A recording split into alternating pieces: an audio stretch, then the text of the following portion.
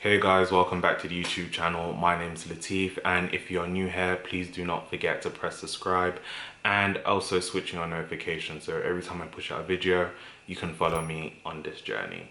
So today I'm going to be talking about SPF and more importantly, why black and brown people should be wearing SPF. So let's just jump straight into it. The reason why SPF is important is for two reasons. The first is because it limits the risk of skin cancer. Now, I'm not an expert on this. I just feel like it's something that you should be aware of. And it's also key to mention that it says limits the risk. So it's not like oh my God, if you do it, you won't get skin cancer. Who knows? But what I am going to talk about is the second reason. And the fact is that sun exposure, you know, it it basically quickens the aging process, right? So that is actually a reason why it's important. As well, with aging, there are a few other kind of nuances such as discoloration and dark spots, but we can all kind of put it under the same bucket of it making you look aged or your skin just not looking great. So when we think about it, we need to think about how UV lights affect our skin. And essentially, when we think about UV lights, there are three types. So there's UVA, ultraviolet A rays, there's UVB, ultraviolet B rays, and there's UVC, ultraviolet C rays. Now, ultraviolet C rays are specific to those who torch and wield, so I won't be talking about that. But UVA and UVB really do affect our skin, and that's why SPF is important. So if we look at the two ways in which UV lights affect our skin. The first is the formation of free radicals, and this is when the free radicals, it's an attempt to take extra electrons from atom within the skin, and in that attempt it actually damages your skin. The second part of it is that sun exposure, UV light, sorry, can activate enzymes which essentially disrupt the cell structure of your skin, which leads to a block in collagen production, and as an extension leads to wrinkles and other things that we associate with aging, so inelastic skin. So two sides of it. So if we want to break it down deeper, oh, and actually it's quite important to note that there are other sun rays at different wavelengths that may affect your skin. So infrared A and high energy light. To a lesser extent, but again, just take those names and run with them. It's important that you have this information, not me. So when we think about UVA literally affects the kind of lower dermal levels of your skin. It really penetrates your skin. And let me tell you something, UVA is on job. UVA is that guy that comes to drag you when you have been talking crap. UVA can penetrate clouds, windows, you could be in an airplane and UVA is slapping you up. It's just everywhere, right? And that's what's primarily associated with aging. UVB, however, kind of affects the top layer of your skin. So burning, red skin, right? Those are the things that the epidermis, those are the things that we associate with UVB. So UVA, aging, UVB, burning. Now, the thing is, I guess this myth has started around black and brown people because literally a majority of the time we don't burn. And, you know, there are other pieces of information that reinforce that. So, for example, most black people, the melanin in our skin actually absorbs UV lights and it blocks the formation of free radicals. So, for example, the average black person, they have a natural SPF of about 12 to 13 in comparison to our white counterparts, where theirs sits about 2 to 3.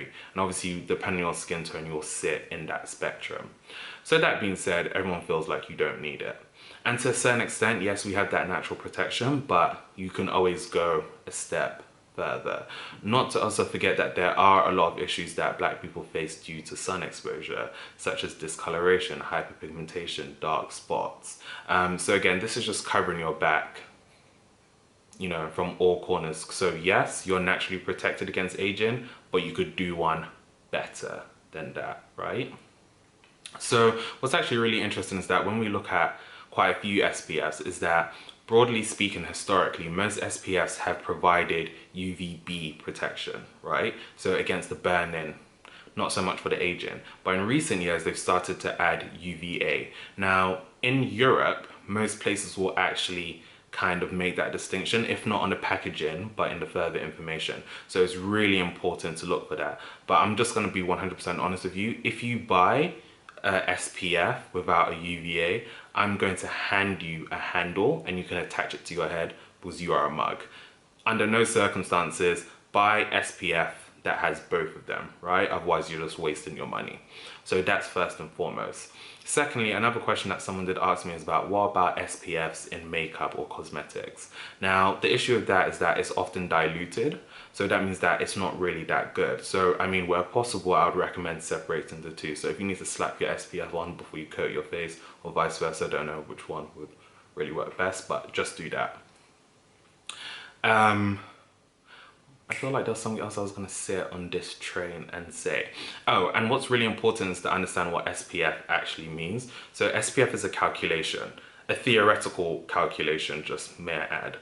It's not 100% perfect, but the calculation or the theory behind it is that, say if it takes me 10 minutes of sitting in the sun to burn. So if I use SPF 20, we are essentially saying that I have 200 minutes that I could sit out in the sun without burning, right? 10 minutes till I burn times the SPF 20, right? So that's the logic. So for some people, they always like SPF 15, SPF 30, SPF 19. It's just a calculation. Obviously, you know your skin, so you know obviously what amount and what time works best. But it's generally kind of spoken that for black people or people with darker skin tones, a minimum of SPF 15 will do. Right? So bearing that in mind, let me just quickly jump to my top 4 sunscreens and why they are really important to me. So first off, they do not leave any white marks. If you are wondering what a white mark is, this is a white mark. So essentially your skin just looks white and blue, and no one wants that because you're walking around with that. And I think, you know, SPF and brands have come a long way since the first whatever crap they was doing before anyway. So the first product is from CosRx. So I recently done a video about this, and this is the Aloe Vera Soothing Cream. Now, if you look here, this clearly states it's a UVA and a UVB. And what's really important to hold there is that you see that PA with the 3+ signs, that is the European, I guess, logo for UVA protection. This has aloe vera, which is a humectant, so that means that it's extremely good for hydrating your skin. Obviously, CosRx specialize in being gentle with the skin and helping it. So that's really good. I'm gonna show you guys what it looks like, and it absorbs really quickly. Obviously, bearing in mind, you know, I'm just putting on a bit because I already got a ton serum and moisturizer on my face. But look how that absorbs with a matte finish. Really good. Feels very lightweight, doesn't feel sticky, not heavy at all. And as you can see, like, look, I've already got serum and a moisturizer on, and see how that just blends in perfectly. So this will be my #1 recommend. So number 2 on my list is actually Neutrogena. So if you guys are not familiar, Neutrogena specializes really good in terms of dealing with acne and oily skin, so I'll definitely check that out. This is from their Hydro Boost collection, so this is the City Shield, and essentially this is an SPF 25. It's packed with hyaluronic acid, which is really good for both oily and dry skin. Keeps your skin hydrated and refreshed. Now the thing about this one is that it doesn't, well, it says on the website it protects against UVB and UVA, but it does not give us that kind of rating that we saw with the CosRx one, which means that this is a broad spectrum, so it protects, but to what extent we don't know. And this one, you know, it takes a bit longer to absorb, but again, it does not leave any white marks. This ring light has got my forehead starting to look hella shiny, but yeah, that's that. It's really lightweight. Both of them are extremely lightweight so far, so that would be my #2 recommend. #3 recommend is Thank You Pharma. So this Thank You Pharma is another Korean skincare brand. They're all about repair and protecting the skin.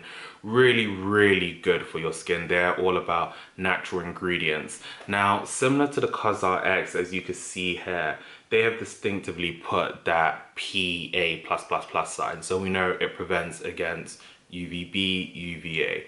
Packed with hyaluronic acid, so good for hydrating your skin. But they also have mistletoe extract, which is really good for cell turnover, so regeneration and repair. So that's an added bonus. Again, lightweight like everything we've been using, and absorbs very easily to the skin. So bearing in mind, guys, I already have a moisturizer, a serum, and stuff on.